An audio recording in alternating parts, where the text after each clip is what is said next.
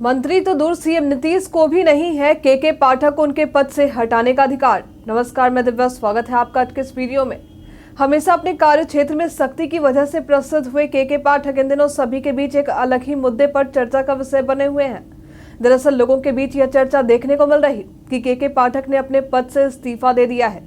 Social media पर भी कई जगह यह चर्चा देखने को मिल रही कि आईएएस अधिकारी के पाठक अब अपने पद पर वापस नहीं आएंगे। इसे लेकर एक लेटर भी वायरल हो रहा। इस लेटर में लिखा था कि उन्होंने अपने पद के प्रभार से स्वतः परित्याग कर दिया है। इस लेटर में के पाठक के हस्ताक्षर भी देखने को मिले। हालांकि इसमें कितनी सच्चाई है इस बात की पुष्टि हम नहीं करते, लेकिन नियम के मुताबिक बिहार सरकार द्वारा अफसरों के कामकाज को लेकर एक गाइडलाइन है। अनुसूची संख्या 53 के मुताबिक जब कोई अधिकारी महत्वपूर्ण पोस्ट पर तैनात होते हैं और वे लंबी छुट्टी पर जाते हैं तो पद का परित्याग करते हैं, लेकिन जब वे छुट्टी से वापस आते हैं तो अपने पद को फिर से संभालते हैं। लेकिन लोगों के बीच यह खबर तेजी से फैल रही, लेकिन फिलहाल तो हमारे पास यही जानकारी है कि के पाठक 16 जनवरी तक ही अवकाश पर है। अवकाश खत्म होने के बाद जाहिर सी बात है कि वे अपनी ड्यूटी ज्वाइन करेंगे, लेकिन उनके छुट्टी पर जाने के बाद काफी विवाद देखने को मिल रहा। इस बात को लेकर मामला तो तब तूल पकड़ा जब शिक्षा मंत्री प्रोफेसर चंद्रशेखर का बयान सामने आया। उन्होंने यह तक कह दिया कि काम करने का मन नहीं होगा, इसलिए इस्तीफा दे दिया होगा।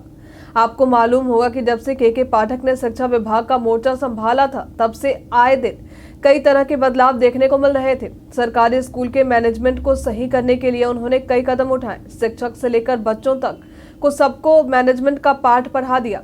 के पाठक को लेकर तो कई नेता भी परेशान थे, जिस वजह से उन्हें हटाने के लिए बिहार विधान परिषद के 15 सदस्य अभी हाल में ही राज्यपाल तक पहुंच गए थे। तो क्या एमएलसी यानी बिहार विधान परिषद के सदस्य के पाठक या किसी भी आईएएस अधिकारी को हटा सकते हैं?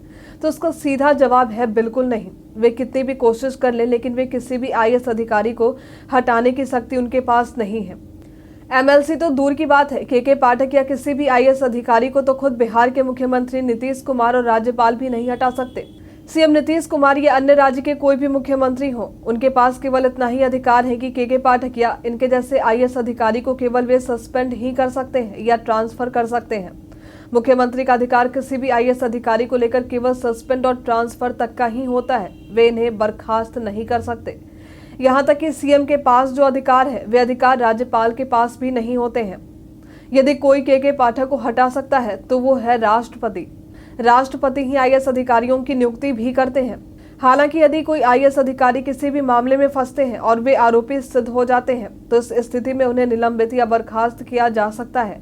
लेकिन इस दौरान एक आईएएस अधिकारी को अपनी बातें रखने का पूरा मौका मिलता है। यदि वह खुद को सही साबित कर पाता है तो वह अपने पद पर बना रहेगा, कोई भी उसे उस पद से हटा नहीं सकता। लेकिन यदि आईएएस अधिकारी जांच के दौरान दोषी सिद्ध हो गए तो मामले की पूरी रिपोर्ट केंद्र सरकार तक जाती है। फिर केंद्र सरकार यह रिपोर्ट राष्ट्रपति के पास भेजते हैं और राष्ट्रपति अपने विवेक से इस पर फैसला करते हैं। आपको बता दें कि भारतीय गजट में नोटिफाई करने के कारण ये गजेटेड अधिकारी भी कह जाते हैं। ऐसे में के पाठक या किसी भी आईएएस अधिकारी को उनके पद से हटाना या बर्खास्त करना जैसे मामले इतने आसान है ही नहीं।